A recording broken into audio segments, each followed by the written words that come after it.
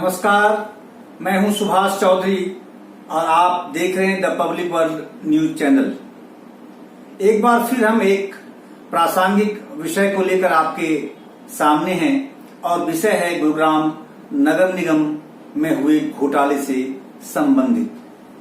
बहुत गंभीर मुद्दा है कि इतना बड़ा घोटाला हो गया और पार्षदों को पहले कानों कान खबर नहीं लगी और जब इसका खुलासा हुआ तो उसके बाद जांच के लिए अधिकृत की गई समिति या अधिकारी के समक्ष पार्षद उपस्थित होने से या अपना बयान दर्ज कराने से बचते रहे। ऐसा क्यों? ये गंभीर सवाल है और हम सभी शहरियों को उनकी इस कारगुजारी के बारे में जानना चाहिए। मैं उन सभी पार्षदों की बात नहीं कर रहा, सभी वार्डों की बात नहीं कर रहा, केवल इस घोटाले में जो गुरुग्राम नगर निगम में एफआईआर लॉन्च करने के आदेश दिए हैं शहरी निकाय मंत्री ने, उसको लेकर मैं अपनी चर्चा को केंद्रित रख रहा हूं, क्योंकि इसमें 11 ऐसे वार्ड हैं जिसमें इन अधिकारियों ने विकास कार्य कराने के नाम पर वारे नारे किए हैं और गुरुग्राम नगर निगम के खजाने को चपत लगाने की कोशिश इन्होंने की है। दूसरी तरफ वहां की जनता को जो वास्तविक विकास कार्य चाहिए या जो सुविधाएं उनको मिलनी चाहिए, उससे उन्होंने उन्हें वंचित रखा, जो उनका मौलिक अधिकार है, बेसिक एम्यूनिटीज की फैसिलिटी। अब इसमें बात यह आती है कि केवल अधिकारी ही जिम्मेदार हैं। इस जांच की रिपोर्ट से पार्षदों के जो अपीयरेंस रहे हैं जांच समिति के साथ, जो उनका व्यवहार रहा है प्राथमिक स्तर पर पहले स्टेप में, उससे तो कई प्रकार की आशंकाएं उत्पन्न हो रही हैं और मुझे ये उम्मीद है कि आने वाले समय में जब इन्वेस्टिगेशंस होंगे पुलिस के द्वारा, तो उसमें ये विषय भी जरूर सामने लाया जाएगा और उठेगा और मुझे लगता है कि उन लोगों से भी पूछताछ की आवश्यकता अवश्य पड़ेगी। इसीलिए मैं आपके सामने इस विषय को लेकर आया हूं। वास्तव में जब जांच समिति बैठी और हमारे साथ मधुकर जी मौजूद हैं, वरिष्ठ पत्रकार चंडीगढ़ से, इस विषय पर हम चर्चा करेंगे उनसे कि आखिर पार्षदों का जो इस प्रकार का जो मिस एप्रोप्रिएट अपीयरेंस रहा है जांच समिति के प्रति, वो क्यों? क्या इसके पीछे भी कुछ ऐसा कारण हो सकता है? क्या उनकी भी मिली भगत थी उसमें जो ये घटना वहां हुई है, जो करोड़ों की चपत लगाई गई है खजाने को? तो इसमें मधुकर जी आपका स्वागत है हमारे द पब्लिक वर्ल्ड चैनल पर। अब इसमें सवाल ये उठता है कि जांच समिति ने जब पार्षदों को उनके बयान के लिए बुलाया, उन्हें आमंत्रित किया, उनको मौका दिया, तो वो पार्षद नहीं आए उनके सामने, वो बचते रहे। उन्होंने अपना प्रेजेंस नहीं शो किया और ना ही वो अपना बयान दर्ज कराना चाहते थे। पहली बार जब हियरिंग हुई तो उस डेट को जो उपमेयर हैं, उप महापौर हैं, वरिष्ठ उप महापौर सुनीता यादव, उनकी ओर से या उनके पति जो अनिल यादव हैं, क्योंकि मैं नाम इसलिए ले रहा हूं उनका क्योंकि रिपोर्ट में उनका नाम है, उनके पति का नाम है कि अनिल यादव, पति श्रीमती सुनीता यादव, वरिष्ठ उप महापौर नगर निगम गुरुग्राम, उनके द्वारा उन्होंने जांच अधिकारी के समक्ष आकर और सभी पार्षदों की ओर से एक पत्र लिखकर उनको दिया। सभी पार्षदों का वो क्यों, जब व्यक्तिगत अगर घटना हुई है, व्यक्तिगत छलावा हुआ है, व्यक्तिगत उनके साथ धोखाधड़ी की गई है या उस वार्ड के साथ की गई है, तो पार्षद स्वयं आकर अपनी बात क्यों नहीं करना चाहते थे? तो लेकिन उन्होंने क्या किया, वरिष्ठ उप महापौर के पति अनिल यादव ने वहां मौजूद होकर और लिखित तौर पर सभी, इसमें दिया गया शब्द यूज किया गया है कि सभी पार्षदों, मतलब उन्होंने लिखा है कि इसमें से 11 में से कुल 3 पार्षद उपस्थित हुए उस दिन और अन्य पार्षदों की तरफ से, यानी अन्य जो 8 पार्षद थे उनकी तरफ से उन्होंने एक अनुरोध उनको दिया कि अगले सोमवार तक आप हमें मौका दीजिए, समय दीजिए और तब जाकर हम अपना बयान देंगे। इसमें अधिकारियों का भी पार्ट है, उन्होंने कैसे नॉन कोऑपरेटिव एटीट्यूड अपनाया है जांच के दौरान, वो अलग अलग मुद्दा है, अलग हम चर्चा करेंगे अलग से। लेकिन आज तो केवल इस पार्षदों के जो अपीयरेंस रहे हैं उसको लेकर के अब मजे की बात यह है कि बारंबार उनको जांच समिति की ओर से आगाह किया गया। ऐसी स्थिति क्यों है? अगर आपके साथ धोखा हुआ है तो फिर आप अपना बयान व्यक्तिगत तौर पर आकर देने से, प्रूफ देने से, आप उसके खिलाफ कार्रवाई कराने से क्यों आप बचने की कोशिश करने लगे थे? देखिए, जो मुझे समझ में आता है कि जिस तरह से इन लोगों के कहते हैं फर्जी वाड़े करके किसी ने पार्षद का साइन करके और रिपोर्ट बना करके आगे भेज दी। अब सवाल ये उठता है कि जब जांच कमेटी की ओर से इनको बुलाया गया कि आप अपनी बात को रखिए, अपने पक्ष को रखिए, और ये जाने से कतराते हैं, जैसा कि बिल्कुल इसमें वर्णित है। मैं अपनी तरफ से इसमें कुछ भी नहीं कह रहा हूं, जो रिपोर्ट में है और जो पुलिस ने एफआईआर लॉन्च की है उसमें भी ये चीजें, यही शब्द और यही वाक्य इसमें एक्सप्लेन की गई है, इसमें मेंशन की गई है जी। अगर मान लीजिए कि हमारे हस्ताक्षर को किसी ने यूज कर लिया तो मेरे तो वैसे ही होश उड़ जाएंगे, और जहां भी बुलाया जाएगा मैं तो भागे भागे जाऊंगा कि भैया मेरे साथ तो ये हो गया, मैं फंसने जा रहा हूं, मैं हूं नहीं इस केस में। लेकिन ये नहीं हो करके ये नहीं जाते। हाँ, और जब उनको मान लीजिए पहले उनको हो सकता है जानकारी नहीं हो, लेकिन जब जानकारी दी गई जांच समिति की ओर से कि ये आरोप है और इस संबंध में आप क्या कहना चाहते हैं, तो एक तो ये जाते नहीं, केवल 3 पार्षद वहां गए उस दिन और ये जाते नहीं है। दूसरा, उन्होंने समय मांग लिया। तीसरा सवाल ये है कि आखिर इन्होंने, अगर ये फोर्ज हुआ, ये फॉर्जरी हुई, तो आखिर इन्होंने ये पुलिस में क्यों नहीं गए? इन्होंने क्यों नहीं धोखाधड़ी का मामला दर्ज कराया? सुभाष जी, मैं तो पहले इसके पहले और उसमें मैं जाना चाहूंगा कि जब इनको जांच में बुलाया गया, ठीक है, आपने जैसे कहा कि मुझे टाइम चाहिए, आप वहां पर जाते, आपके ऊपर आरोप क्या है, यानी आपके साथ कहां फर्जीवाड़ा हुआ, उसको आप समझने की कोशिश करते जांच कमेटी की तरफ। बिल्कुल ठीक बात है। हाँ, कि जो आरोप लगे हैं या हुआ क्या है, क्या हुआ है, हमारे साथ क्या हो गया, ये तो पहले वहां समझने की जरूरत थी। उनको समझने के बाद फिर ये कहते, अगर जवाब देने की स्थिति में थे तो जवाब दे देते, और जवाब देने की स्थिति में नहीं थे तो जांच कमेटी में पेश हो करके फिर आप कहते मुझे इसके लिए समय चाहिए। बिल्कुल ठीक बात। और जब मैंने उनकी ओर से उपमहापौर के, वरिष्ठ उपमहापौर के जो पति थे अनिल यादव, उन्होंने पत्र दिया और उन्होंने कहा कि सोमवार तक का समय दिया जाए इन पार्षदों को। वही ना, आप समय मांगते हैं तो वहां जाके मांगते, मेल से क्यों लिख रहे हैं? आप कम से कम पहली बार जाते हैं, उसको कहते हैं कि मुझे समझाइए कि ये क्या हुआ मेरे साथ, कहाँ ये गेम हुआ है, वो मुझे समझाने की कोशिश करें, और उसके बाद इनको जैसा वहां लगता तो वो लगता कि भाई हमको टाइम इसमें जवाब बनाने के लिए, देखिए सब हर कोई जवाब नहीं बना सकता कि हम क्या जवाब दें। नहीं, अपने वकील से भी संपर्क करके वकील से तो आप वहां पे जाके कहते मैं इसके लिए वकील लेना है या जो भी करना है, आप वहां जाके कहते कि हमें टाइम दीजिए, और अगर सब बात जवाब देने में अगर आप सक्षम थे तो जवाब देते। कतराने की क्या जरूरत है? आप व्हाट्सएप पे रिपोर्ट भेज रहे हैं, मेल पे रिपोर्ट रहे हैं, इसका मतलब कहीं ना कहीं मन में कुछ ना कुछ डर है। नहीं, कुछ तो है गड़बड़, कि या तो गड़बड़ है तभी डर है, तभी। और अब आप देखिए कि अल्टीमेटली क्या हुआ कि जब जांच अधिकारी ने इनको फिर दोबारा 9/11/2020 को इनको पत्र लिखा कि आप 11/11/2020 तक अपने बयान दीजिए, आप क्या कहना चाहते हैं इस मुद्दे पर। इसमें टाइम भी दिया गया। हाँ, समय दिया गया, आगे समय दिया गया, और उनको कहा कि कितने दिन का समय है? ये लगभग 1 सप्ताह का समय है। 5/11/20 की बात थी पहले, और उसके बाद फिर ये 11/11/2020 की बात है। तो उन्होंने कहा था कि सोमवार तक का समय, उनको 1 सप्ताह से ज्यादा का समय उसमें दिया गया। और जब पार्षदों को, लेकिन बहुत सख्त लहजे में शब्द लिखा गया। आश्चर्यजनक बात है, क्यों पार्षदों के लिए ऐसा कहा गया? इसका मतलब है कि पार्षदों का नॉन कोऑपरेटिव एटीट्यूड था जांच के प्रति, बिल्कुल था, या कहीं न कहीं कोई, जो भी पार्षद हैं, जो भी लोग हैं, कहीं न कहीं उस ठेकेदार को या अधिकारी को वो बचाना चाहते थे, इस तरह के आरोप से निकालना चाहते थे, तभी ऐसी बात हुई।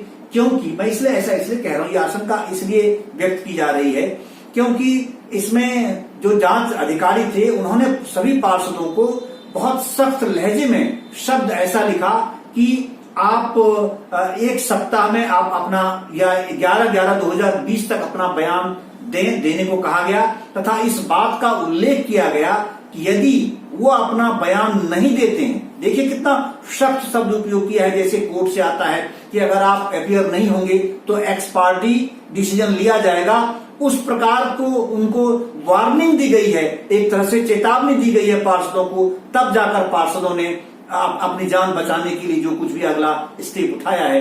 तो उन्होंने कहा कि यदि वे अपना बयान नहीं देते हैं तो यह समझा जाएगा कि वे इस जांच के संबंध में कुछ नहीं कहना चाहते हैं और इस जांच में एक तरफा कार्रवाई अमल में लाई जाएगी। तो अब आप समझिए कि ऐसा क्यों कहना पड़ा।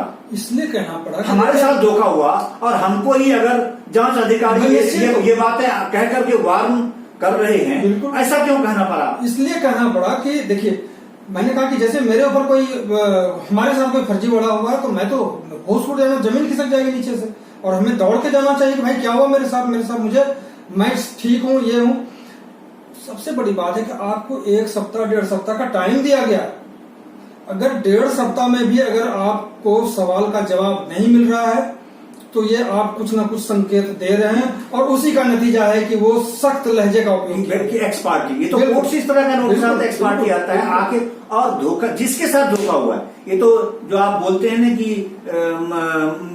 गवाह चुस्त और मुद्दे सुस्त वाली बात है, वो इसमें से साफ साफ परिलक्षित हो रही है कि ऐसा क्यों आखिर लिखना पड़ा, क्यों पार्षद नहीं जाना चाह रहे थे, क्यों अपना बयान नहीं देना चाहते। लेकिन अल्टीमेटली जब इस तरह से वार्न किया गया तब जाकर के इसमें 9/11/2020 के द्वारा फिर ठेकेदारों की बात थी, उसमें वो अलग मुद्दा है, लेकिन पार्षदों ने फिर अपना उसमें से अलग अलग बयान इसमें से दिए हैं और वो बड़ा माकूल है। सबको जरूर जानना चाहिए कि वास्तव में किस पार्षद ने इसमें ठेकेदारों के बारे में और अपने संतुष्टि प्रमाण पत्र के बारे में जो अधिकारी ने फर्जी बनाए उसके बारे में क्या कहा है। तो इसमें थोड़ा सा वक्त लगेगा जरूर बतको जी, लेकिन इस पर जरूर लोगों को जानना चाहिए कि आखिर उन्होंने क्या कहा है।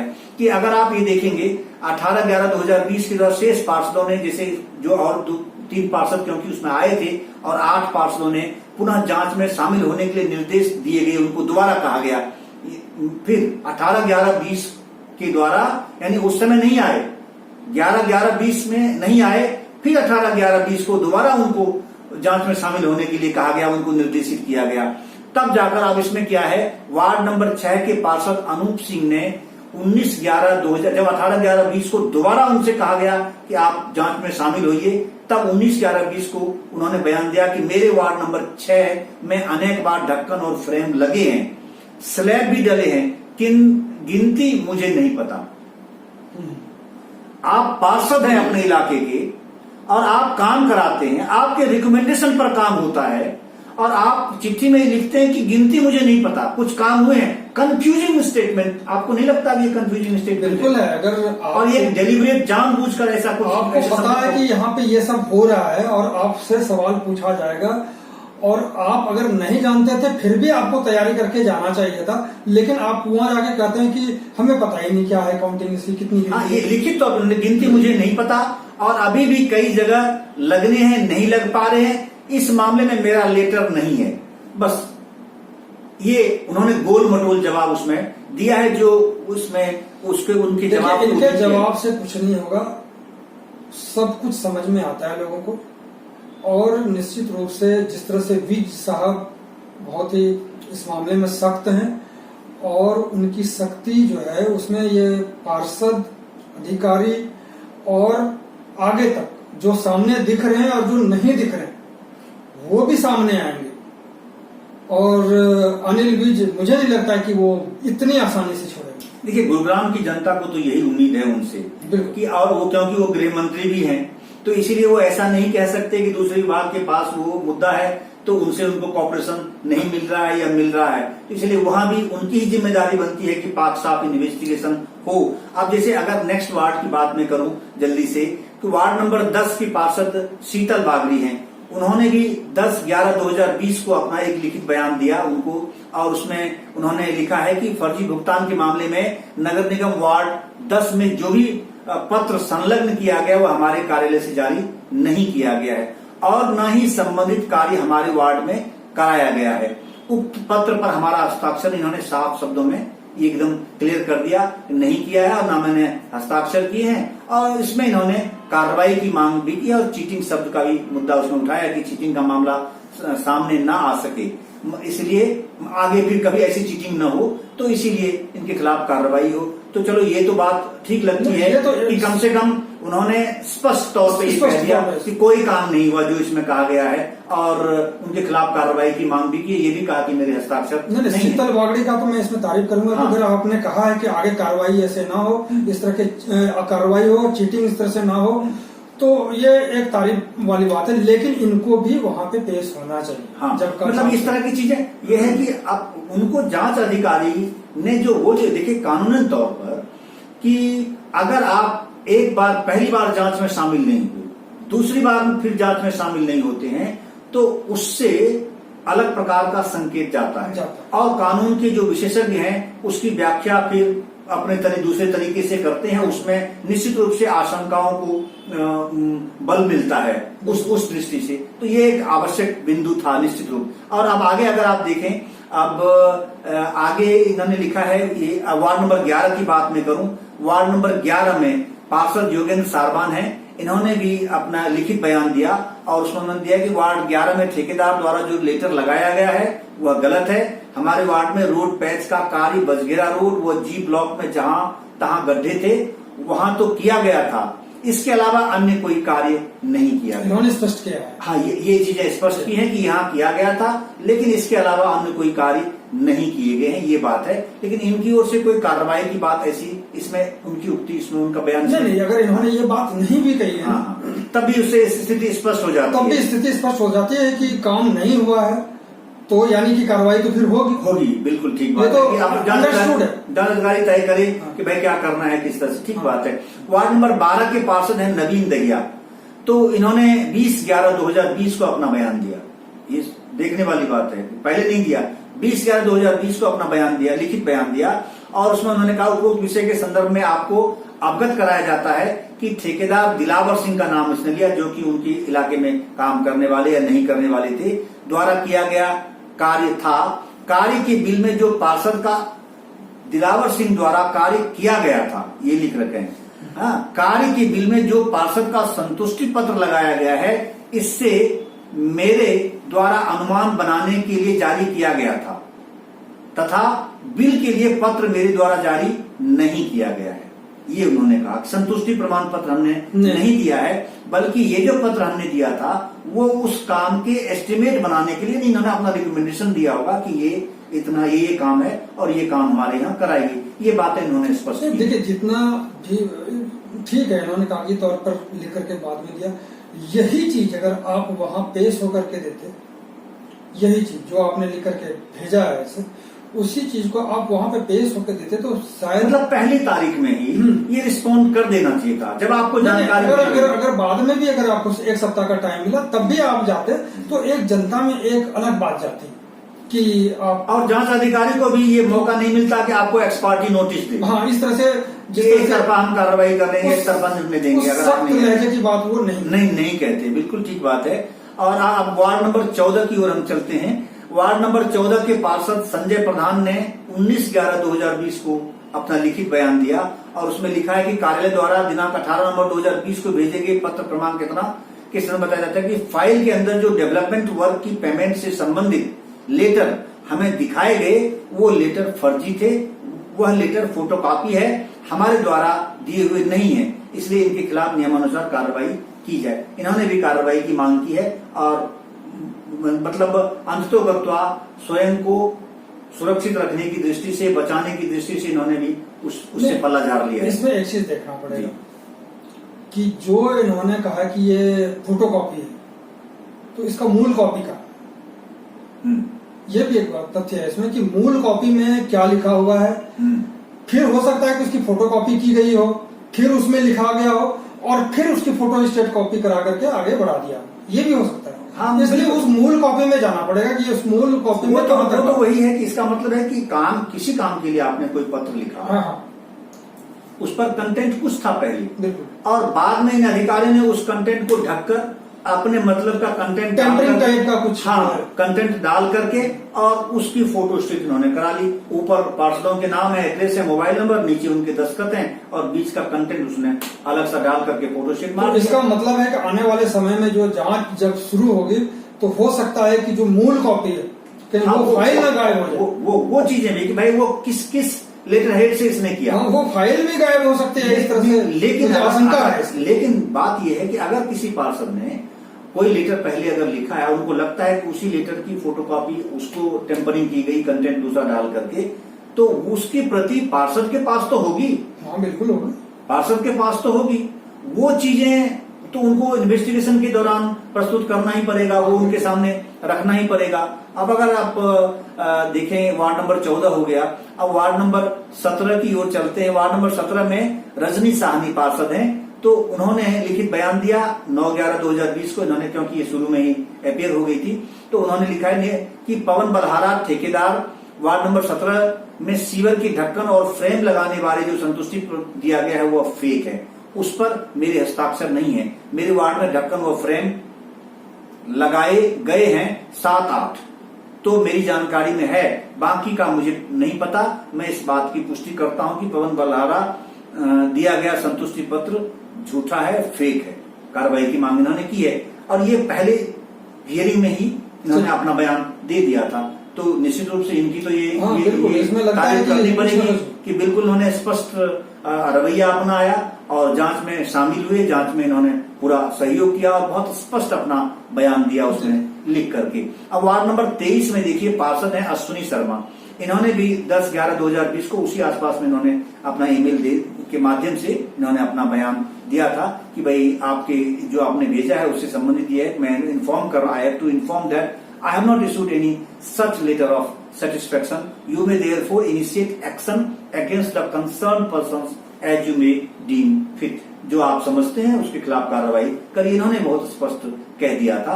ये अच्छी बात है कि ये चीज होनी चाहिए और पार्षदों को कम से कम अपना दम तो दिखाएं। आपके साथ धोखा हुआ, आपकी जनता के साथ धोखा हुआ, इस शहर के साथ धोखा हुआ और सरकार के साथ भी धोखा हुआ, सरकारी खजाने के साथ भी धोखा हुआ। ये केवल एक व्यक्ति इससे छले गए हों या एक कोई सिस्टम, एक कोई पार्ट, एक पहलू छले गए हों, ऐसा नहीं है इसमें। अच्छा, अब आगे अगर आप देखें, वार्ड नंबर 23 ये हो गया। वार्ड नंबर 24 में देखें, जो पार्षद सुनील कुमार है, उन्होंने भी लिखित बयान दिया था और उन्होंने भी लिखा था कि that a letter was uploaded in our commissioners group related to ward 24, it was fake letter. उन्होंने भी कहा कि ये फेक लेटर है, it was not written by us. ये वार्ड नंबर 27 के पार्षद सुदेश अंजना है, उन्होंने भी लिखित बयान में अपने कार्यालय द्वारा दिया कि 18/11 सेकंड बार जब उनको वार्न किया गया एक्स पार्टी का, तब उन्होंने दिया।